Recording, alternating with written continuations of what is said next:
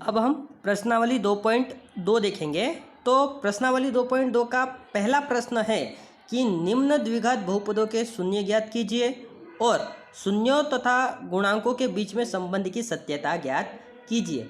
तो मित्रों, यहाँ पर हमें क्या काम करना है कि सबसे पहले हमें द्विघात जो बहुपद दिया है उसका हम सबसे पहले शून्य ज्ञात करेंगे और शून्य ज्ञात करने के पश्चात हम शून्यों को और गुणांकों के बीच का संबंध ज्ञात करने के लिए हम इनका योगफल और गुणनफल ज्ञात करेंगे। तो चलिए सबसे पहले हम पहला सवाल देखते हैं कि पहला सवाल दिया हुआ है कि x² - 2x - 8 यह हमारा एक बहुपद है। अब इसका हमें शून्य ज्ञात करना है। तो देखिए, हमने इसे शून्य ज्ञात करने के लिए द्विघात बहुपद का हम मध्यम पद के विभाजन के रीत से हम इसका सबसे पहले शून्य ज्ञात करेंगे।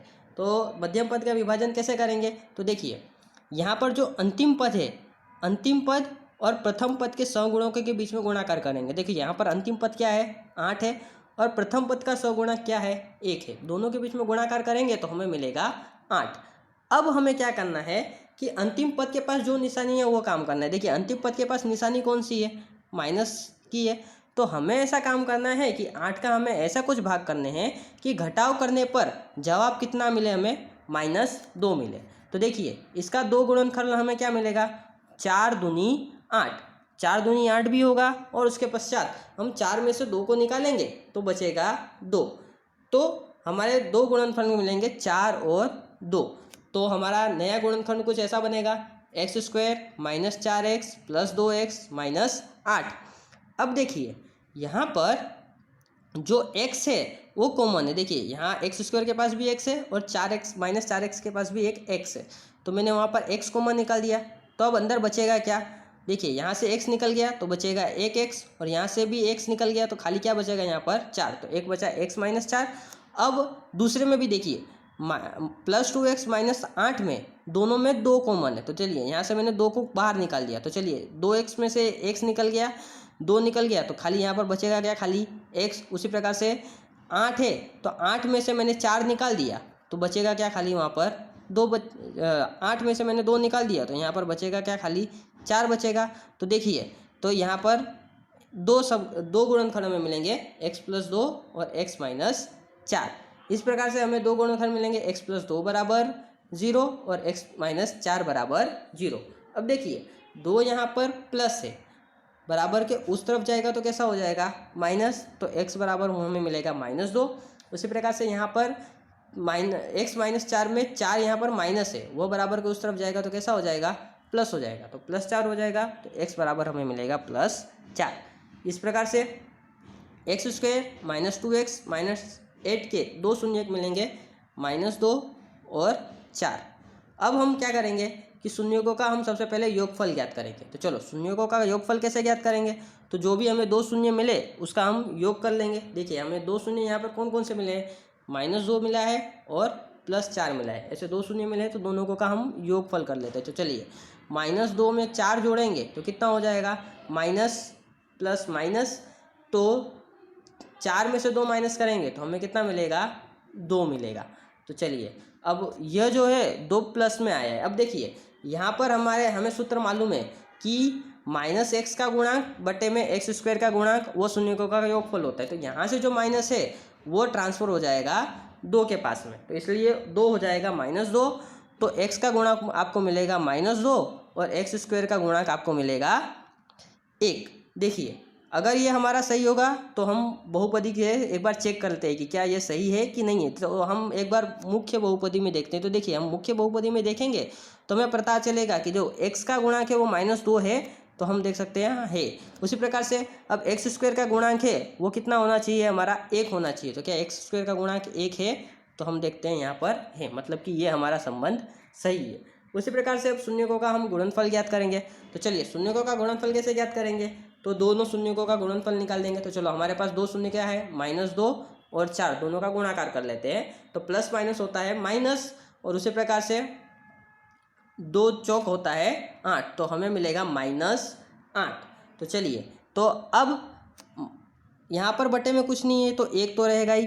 तो अब हमें पता है कि शून्यकों का गुणनफल का सूत्र क्या है? अचर पद के बटे में x² का गुणांक। तो देखिए, यहाँ पर हमारा अचर पद कितना मिल रहा है? -8 और एक्स स्क्वायर का गुणांक कितना मिल रहा है, 1।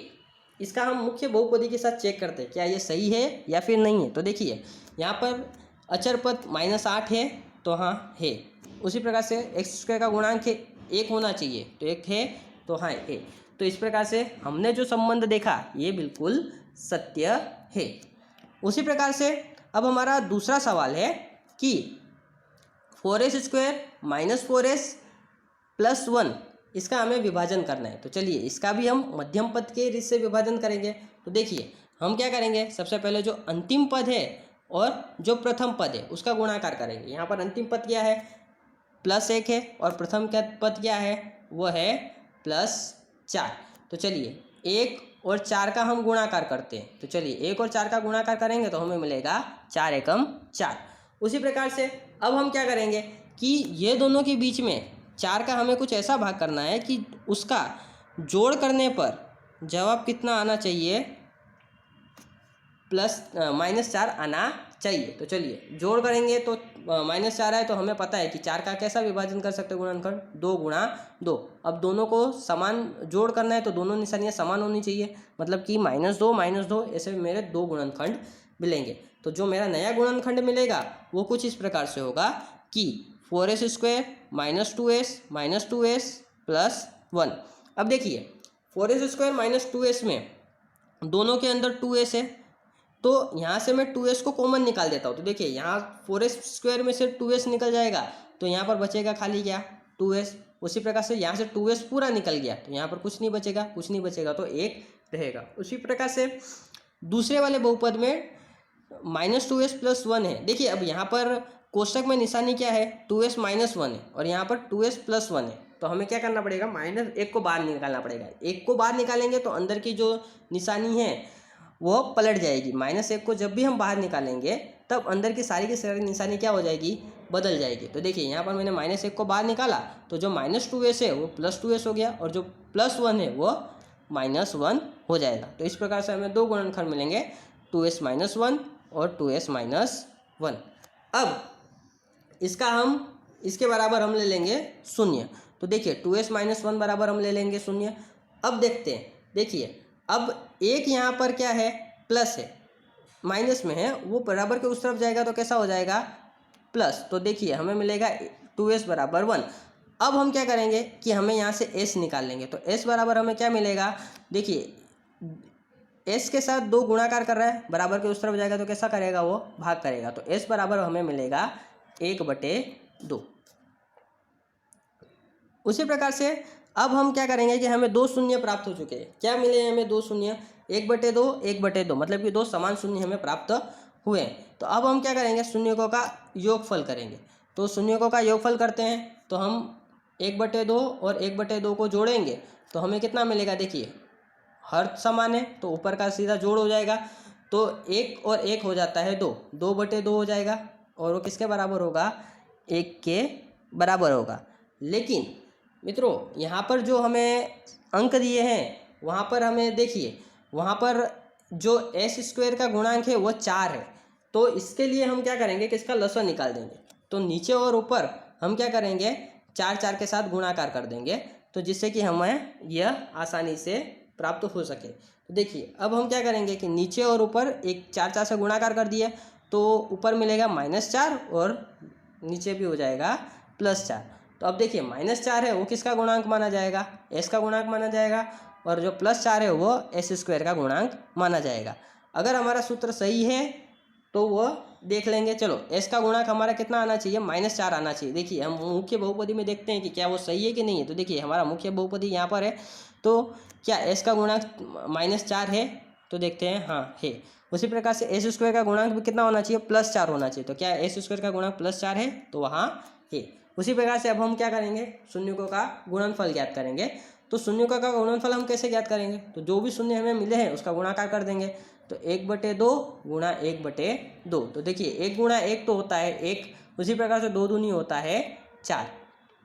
अब देखिए तो यह क्या आएगा, इसका सूत्र हमें मिलेगा 1/4। अब हमें पता है कि शून्यकों का गुणनफल का सूत्र है अचर पद बटे में s² का गुणांक। तो देखिए यहाँ पर हमारा अचर पद क्या है, 1 है और एस स्क्वायर का गुणांक कितना होना चाहिए, 4 होना चाहिए। हम देखते हैं सही है या नहीं। तो देखिए हम यहाँ पर पाते हैं कि हमारा जो भी संबंध देखा है वो बिल्कुल सत्य है। उसी प्रकार से अब हमारा तीसरा सवाल है कि 6x² minus 3x minus 7x का हमें विभाजन कर पहले शून्य ज्ञात करना है और उसके बाद इसका शून्यकों का गुणनफल और योगफल करके संबंध को का हमें जांच करना है। तो देखिए यहाँ पर सबसे पहले हम पद को व्यवस्थित कर देंगे। तो हम क्या करेंगे कि जो 6x² माइनस 3 माइनस 7x है उसमें 7x को आगे कर देंगे और माइनस 3x को पीछे कर देंगे। तो हमारा नया पद बनेगा 6x² माइनस 7x माइनस 3। अब हम क्या करेंगे कि मध्यम पद का विभाजन करेंगे। मध्यम पद का विभाजन कैसे करेंगे, तो अंतिम पद और प्रथम पद का सगुणक के बीच में गुणाकार करेंगे। यहाँ पर अंतिम पद है मेरा 3 और प्रथम पद का सगुणक है 6। तो 3 दूनी 6 तिया होता है 18। अब 18 का हमें ऐसा भाग करना है कि घटाव करने पर हमें मिले -7। तो हमें पता है कि 9 दूनी होता है 18 और इसमें से 9 में से हम 2 माइनस कर देंगे तो हमें मिल जाएगा 7। तो हमारा 2 नया पद मिलेगा 6x² minus 9x plus 2x minus 3। अब देखिए यहाँ पर 6x² माइनस 9x में दोनों में 3x कॉमन है। 6x² में भी 3x है और 9x में भी 3x है। तो हम लोग यहाँ पर 3x को कॉमन निकाल देंगे। अब देखिए 6 में से 3 निकाल दिया हमारा, तो हमारा यहाँ पर बचेगा क्या, खाली 2 बचेगा और अंदर x बचेगा तो 2x। और इसी प्रकार से 9x में से मैंने 3x निकाल दिया तो खाली बचेगा क्या, यहाँ पर मेरा 3 बचेगा तो 2x माइनस 3। अब देखिए यहाँ पर भी 2x माइनस 3 है तो हम लोग क्या करेंगे, खाली +1 को बाहर निकाल देंगे तो हमें मिल जाएगा 2x माइनस 3। तो हमें 2 पद मिलेंगे, एक तो 3x प्लस 1 और दूसरा मिलेगा 2x माइनस 3। अब हम क्या करेंगे कि दोनों को एक एक बार शून्य ले लेंगे। तो 3x प्लस 1 बराबर 0 ले लेंगे और 2x माइनस 3 बराबर भी हम लोग 0 ले लेंगे। तो देखिए सबसे पहले 3x प्लस 1 की बात करते हैं। तो यहाँ पर जो हमारा 3x प्लस 1 है वह उसके बराबर 0 ले लिया। अब हम जानते हैं कि 3x प्लस 1 बराबर 0 है। तो अब 1 यहाँ पर प्लस है, बराबर के उस तरफ जाएगा तो कैसा हो जाएगा, वो प्लस हो जाए माइनस हो जाएगा तो हमारा मिलेगा -1। अब x यहाँ पर 3 के साथ गुणाकार कर रहा है, उस तरफ जाएगा तो भागाकार करेगा तो x बराबर -1/3। तो एक शून्य मिले हमें मिलेगा -1/3। उसी प्रकार से अब हम दूसरा शून्य ज्ञात करेंगे। दूसरा शून्य कैसे ज्ञात करेंगे, 2x माइनस 3 बराबर 0 है। तो यहाँ पर हमें पता है कि 3 देखिए यहाँ पर प्लस है माइनस है, वह बराबर के उस तरफ जाएगा तो कैसा हो जाएगा, प्लस। तो 2x बराबर हो जाएगा +3। अब x के साथ 2 गुणाकार कर रहा है, बराबर के उस तरफ जाएगा तो वो भागाकार करेगा तो 3/2। तो दूसरा शून्य हमें मिलेगा 3/2। इस प्रकार से हमें 2 शून्य हमें मिल चुके हैं। अब 2 शून्यों का हम क्या करेंगे, सबसे पहले योगफल करेंगे और उसके पश्चात वो 2 शून्यों का हम गुणाकार करेंगे। तो चलिए हम सबसे पहले दोनों शून्यों का योगफल करते हैं। तो देखिए शून्यों का योगफल करने पर हमें क्या प्राप्त होता है। तो सबसे पहले हम शून्यों का योगफल करेंगे तो हमें 2 शून्य जो मिले हैं -1/3 और +3/2। तो यहाँ पर हमें सबसे पहले क्या करना पड़ेगा, इसका लसन निकालना पड़ेगा। तो लसन हम कैसे निकालेंगे, देखिए 3 और 2 दोनों में कॉमन, दोनों किसके पहाड़े में आते हैं, छोटे से छोटे में, तो दोनों में 6 आता है। तो इसलिए हम क्या करेंगे, यहाँ पर 6 लाने के लिए नीचे और ऊपर 2 के साथ गुणाकार करेंगे और यहाँ पर 6 लाने के लिए नीचे और ऊपर 3 के साथ गुणाकार करेंगे। तो देखिए 1 गुणा 2 कितना होता है, 2। और उसी प्रकार से 3 गुणा 3 कितना होता है, 9। तो हमें 2 गुणनफल कुछ इस प्रकार से मिलेंगे, -2 + 9/6। तो अब देखिए 9 में से 2 माइनस करेंगे तो हमें मिलेगा 7 और बटे में आएगा 6। अब देखिए हमें पता है कि सूत्र में हमारा क्या है, माइनस है। तो अब माइनस हम लोग इसको ट्रांसफ़र कर देंगे तो जिससे हो जाएगा -7/6 और ये क्या माना जाएगा, उस सूत्र के साथ अब उसको कंपेयर करेंगे तो हमें मिलेगा कि शून्यों का योगफल है x का -x का गुणांक बटे में x² का गुणांक। तो अब हम चेक करते हैं कि क्या ये सही है या फिर नहीं है। तो देखिए हमारा x का गुणांक कितना होना चाहिए, -7 होना चाहिए। क्या सही है, तो देखिए हम मुख्य बहुपदी के साथ देखते हैं तो हमें पता चलता है कि x का गुणांक -7 है, मतलब कि ये मेरा संबंध सही है। उसी प्रकार से अब एक्स स्क्वायर का गुणांक देखते हैं। एक्स स्क्वायर का गुणांक कितना होना चाहिए? +6 होना चाहिए। तो क्या एक्स स्क्वायर का गुणांक +6 है? तो हाँ है। उसी प्रकार से अब हम शून्यकों का गुणनफल करेंगे। तो शून्यकों का गुणनफल कैसे करेंगे? तो जो भी हमें शून्य मिला है उसका गुणाकार कर देते हैं। तो देखिए हमें 2 शून्य मिले हैं, -1/3 और 3/2। तो देखिए 3 एकम 3 होता है, तो -3 और 3 दूनी 6, तो 3। अब हमें मिला है -3/6। तो देखिए अब -3/6 मिला है, उसको हम कंपेयर करते हैं शून्यकों के गुणनफल के सूत्र के साथ। तो द्विघात बहुपदी के लिए शून्यकों का गुणनफल का सूत्र है अचर पद के बटे में एक्स स्क्वायर का गुणांक। तो हमारा जो अचर पद है वो कितना होना चाहिए? -3 होना चाहिए और एक्स स्क्वायर का गुणांक +6 होना चाहिए। तो देखिए हमारा अचर पद -3 है या नहीं वो देखते हैं। तो हम पाते हैं यहाँ पर कि हाँ हमारा अचर पद -3 है। तो इस प्रकार से हमें यह मिलेगा कि हमारा जो संबंध है वो बिल्कुल सही है। उसी प्रकार से अब हम करेंगे हमारा अगला सवाल, जो चौथे नंबर का सवाल है कि 4u² + 8u का हमें पहले शून्य ज्ञात करना है और उसके पश्चात शून्यकों का योगफल और गुणनफल की सहायता से उसके संबंधों का जांच करना है। तो देखिए इसमें यहाँ पर 3 पद तो है नहीं, तो हम इसे मध्यम पद के विभाजन से इसका विभाजन कर सकते नहीं है। तो सबसे पहले हम देखते हैं कि इसके अंदर कॉमन क्या है, उसके पश्चात हम उसका विभाजन करेंगे। तो देखिए 4u² और 8u दोनों में जो भी कॉमन उसको सबसे पहले बाहर निकाल लीजिए हैं। तो देखिए 4u² + 8u दोनों के अंदर 4u आया हुआ है, तो यहाँ से मैं 4u बाहर निकाल देता हूँ। तो देखिए 4u² में से 4u बाहर निकाल दूंगा तो खाली u बचेगा, और 8u में से मैं 4u बाहर निकाल दूंगा तो खाली बचेगा 2। तो 4u और u + 2 ये मेरे दो गुणनखंड बनेंगे। अब दोनों को मैं एक एक बार शून्य ले लूँगा, तो 4u = 0 हो जाएगा और u + 2 बराबर भी कितना हो जाएगा? 0। तो देखिए अब u के साथ 4 गुणाकार में वो बराबर के उस तरफ जाएगा तो भागाकार हो जाएगा। तो क्या हो जाएगा कि 4u = 0 तो है, पर वो बराबर के उस तरफ जाएगा तो भागाकार हो जाएगा, तो 0 के बटे में 4। अब कोई भी संख्या 0 के बटे में हो तो वो 0 ही हो जाएगा, तो u बराबर हमें मिलेगा पहला 0। उसी प्रकार से अब u + 2 की बात करते हैं। तो u + 2 है उसको हमने 0 लिया है, तो देखिए यहाँ पर 2 कैसा है? प्लस है, वो बराबर के उस तरफ जाएगा तो कैसा हो जाएगा? माइनस हो जाएगा, तो ये हो जाएगा -2। तो इस प्रकार से हमें 2 शून्य मिलेंगे, एक तो हमें मिलेगा 0 और दूसरा मिलेगा -2। तो अब हम इसका विभाजन करने पर हमें 2 शून्य प्राप्त हुआ है, एक तो हमें मिला है 0 और दूसरा मिला है -2। तो शून्यों का योगफल ज्ञात करेंगे, तो 0 और उसमें -2 को जोड़ देंगे। तो चलिए 0 में -2 जोड़ेंगे तो हमें मिलेगा जवाब -2।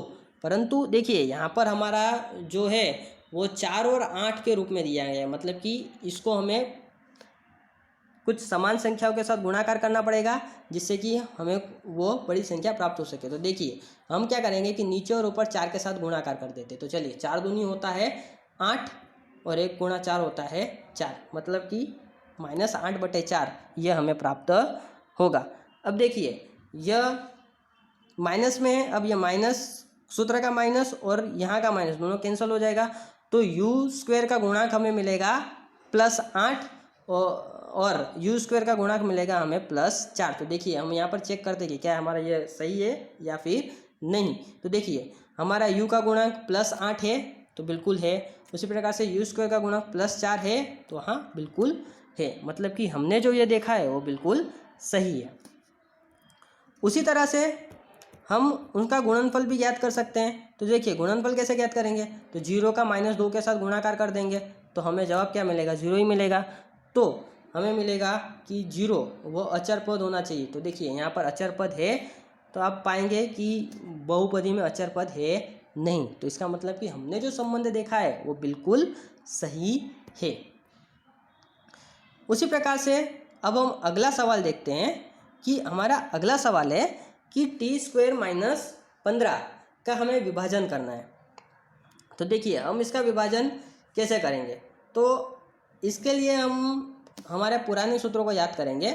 तो सबसे पहले हम क्या करते हैं कि देखिए 15 जो है उसको हम लोग कैसे लिख सकते हैं, 15 है उसको हम लोग √15 गुणा √15 भी लिखा जा सकता है।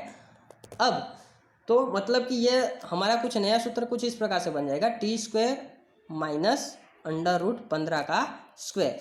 तो अब हमें पता है कि कुछ ये पद a² माइनस b² के समान ही है, जैसे कि a² माइनस b² हम करते थे, दो पदों का स्क्वायर और बीच में माइनस की निशानी थी, तो हम क्या करते थे, एक बार प्लस में लिख देते थे दोनों पदों को, फिर बाद में एक बार दोनों पदों को हम लोग माइनस में लिख देते थे। तो वही काम हम लोग यहाँ पर भी करेंगे। तो एक बार हम लोग क्या करेंगे कि t² + 15 लिखेंगे और एक बार t² माइनस 15 लिखेंगे। अब दोनों को एक एक बार शून्य ले लेंगे, तो t² + 15 बराबर 0 और t² √-15 बराबर 0। अब देखिए, अब t15 यहाँ पर प्लस है, वो बराबर के उस तरफ जाएगा तो कैसा हो जाएगा माइनस, मतलब कि t बराबर एक बार मिलेगा माइनस √15 और उसी प्रकार से एक बार t बराबर मिलेगा प्लस √15। अब हमें दो शून्य प्राप्त हो चुके हैं। अब शून्यकों का हम योगफल करेंगे और उसकी सहायता से हम लोग इसका सॉल्यूशन करेंगे। तो देखिए, अब शून्यकों का योगफल करेंगे तो √15 में प्लस √15 और माइनस √15 का हम लोग जोड़ करेंगे। तो देखिए प्लस माइनस हो जाता है माइनस, तो ये हो जाएगा 0। तो हमारा जो t का गुणांक है वो होना चाहिए 0। तो देखिए t यहाँ पर है, t वाला पद नहीं है, तो देखिए हमारा संबंध बिल्कुल सही है। अब बटे में 1 है तो t² का गुणांक 1 होना चाहिए। तो देखिए यहाँ पर t² का गुणांक 1 है तो है, मतलब कि हमारा यह संबंध सही है। उसी प्रकार से शून्यकों का गुणनफल करेंगे। तो अब हम क्या करेंगे कि √15 गुणा √15 दोनों का हम लोग गुणाकार कर देंगे। तो √15 का गुणाकार करेंगे तो हमें क्या मिलेगा, 15 मिलेगा। अब देखिए, अब यह माइनस √15 और एक प्लस √15 है, तो माइनस प्लस कैसा होता है माइनस, तो माइनस हमें 15 प्राप्त होगा। तो -15 जो है वो हमारा अचर पद होना चाहिए और t² का गुणांक 1 होना चाहिए। ये हम बहुपदी के मुख्य बहुपदी के साथ देखेंगे तो हम पाएंगे कि अचर पद जो है वो -15 है। तो ये हमारा जो संबंध है बिल्कुल सही है। उसी प्रकार से हमारा छठा सवाल है कि x² - x - 4 का हमें विभाजन करना है और उसके सहायता से शून्यकों का संबंध हमें ज्ञात करने हैं। तो देखिए, तो सबसे पहले हम क्या करेंगे, इसका मध्यम पद के से विभाजन करेंगे। तो देखिए कैसे हम विभाजन करेंगे, तो अंतिम पद और प्रथम पद के सगुणकों का गुणाकार करेंगे। तो अंतिम पद है यहाँ पर 4 और प्रथम पद का सगुणक है 3, तो 4 और 3 होता है 12। अब 12 का हमें कुछ ऐसा भाग गुणनखंड निकालना है कि घटाव करने पर +1 जवाब आए। तो हमें पता है कि 4 तिया होता है 12, 4 में से 3 हम माइनस करेंगे तो जवाब भी हमें कितना मिलेगा, -1 मिलेगा। तो देखिए हमारा कुछ नया गुणनखंड मिलेगा, 3x² - 4x + 3x - 4। तो देखिए यहाँ पर दोनों में x कॉमन है, तो 3x² - 4x में दोनों में x कॉमन है, तो x को हमने बाहर निकाल दिया। अब 3x² में से x निकल गया तो खाली बचेगा 3x। उसी प्रकार से 4x में से एक x निकल गया तो बचेगा -4। उसी प्रकार से यहाँ पर 3x - 4 तो है ही, तो हम लोग खाली +1 को कॉमन निकाल देंगे तो हमारे दो गुणनखंड मिलेंगे, 3x - 4 और x + 1। इस प्रकार से हमें दो गुणनखंड यहाँ पर मिलेंगे। अब हम इसका हम एक एक बार शून्य ले लेते हैं। तो देखिए, तो हमें पता है कि 3x - 4 है, उसको एक बार मैंने शून्य ले लिया। तो देखिए यहाँ पर 4 माइनस में वहाँ पे जाएगा तो प्लस हो जाएगा, तो 3x बराबर हो जाएगा +4। अब x हमें ज्ञात करना है, तो x हम कैसे ज्ञात करेंगे, देखिए 3 के साथ यहाँ पर x गुणाकार कर रहा है, वहाँ पर 3 जाएगा तो भागाकार करेगा, तो 4/3 ये मेरे पहला शून्य मिलेगा।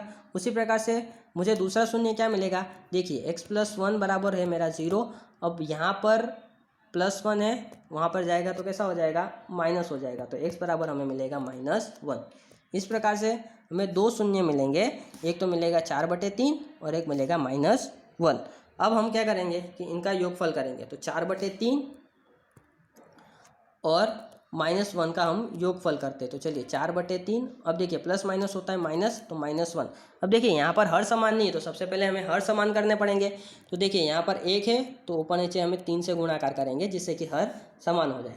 तो देखिए तो हमारा क्या होगा, 4 1/1 गुणा 3 होता है 3, और यहाँ पर हर समान हो जाएगा 3। तो 4 में से 3 हम माइनस करेंगे तो हमें प्राप्त हो जाएगा 1 प्राप्त होगा। अब यहाँ पर देखिए सूत्र में अब हमें पता है कि शून्यों का योगफल का सूत्र क्या है, -x का गुणांक बटे में x² का गुणांक। तो जो -x का गुणांक है वो +1 को ट्रांसफर हो जाएगा, जिससे कि -1 हो जाएगा। तो जो x का गुणांक है वो हो जाएगा -x और x² का गुणांक है वो हो जाएगा +3। ये हम मुख्य बहुपदी के साथ चेक करते हैं तो हम पाएंगे कि जो हमारा ये संबंध है वो बिल्कुल सही है। देखिए हमारा जो x का गुणांक है वो -1 होना चाहिए, तो क्या x का गुणांक -1 है, तो बिल्कुल है। उसी प्रकार से x² का गुणांक मेरा कितना होना चाहिए, 3 होना चाहिए, तो क्या x² का गुणांक 3 है, तो बिल्कुल है। उसी प्रकार से अब हम शून्यकों का गुणनफल ज्ञात करेंगे। तो 4/3 का गुणा हम लोग किससे कर देंगे, -1 के साथ कर देंगे। तो देखिए 4 एकम कितना होता है, 4 और प्लस माइनस माइनस, तो -4/3 हमें शून्यकों का गुणनफल मिलेगा। अब शून्यकों का गुणनफल का सूत्र हमें पता है कि क्या मिलेगा, अचर पद के बटे में x² का गुणा। तो हमारा अचर पद कितना होना चाहिए, -4 होना चाहिए और x² का गुणांक कितना होना चाहिए, 3 होना चाहिए। अब हम इसे बहुपदी के मुख्य स्वरूप के साथ चेक करते हैं क्या ये सही है कि नहीं है। तो देखिए अचर पद मेरा कितना होना चाहिए, -4, तो हम बहुपदी के मुख्य स्वरूप में भी देख सकते हैं अचर पद मेरा कैसा है, -4 है। उसी प्रकार से जो मेरा x² का गुणांक है वो मेरा कितना होना चाहिए, 3 होना चाहिए। तो यहाँ पर मेरा x² का गुणांक भी कैसा है, 3